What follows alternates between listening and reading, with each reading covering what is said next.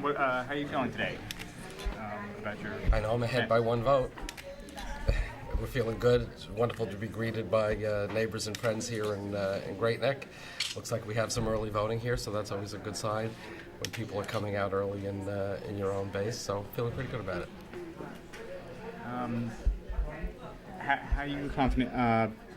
Polls have you neck and neck right now with your opponent. How confident are you that you'll prevail?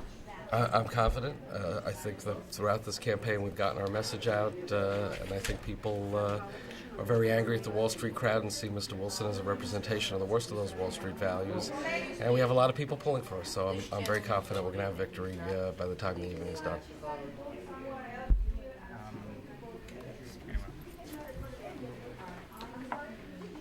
Giants are going to win the World Series. Another prediction of mine. Any thoughts on why the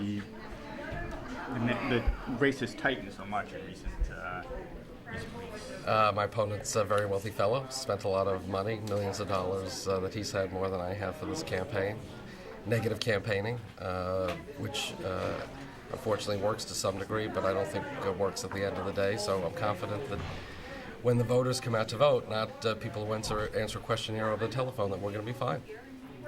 And just can you talk about the importance of turnout in this election? We've heard a lot about that a lot of these races will hinge on turnout.